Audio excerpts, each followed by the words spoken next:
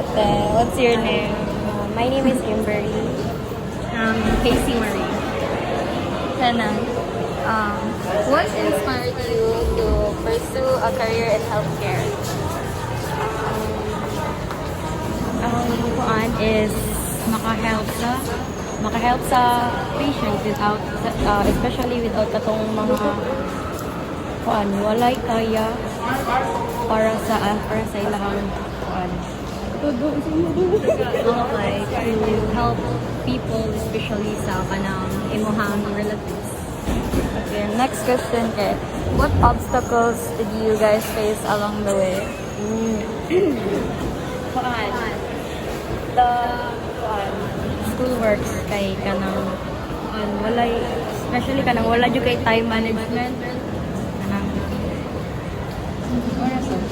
and also kanang long quiz then short ra ang time kana jud siya ang waste sa mga face also kanang kuan you need to tanan jud subjects is like quizzes every day and you need to pass the quizzes and kanang mao man na ang makabera sa mga grades kung di na nimo ma-pass ang quizzes kay lugmok jud taon.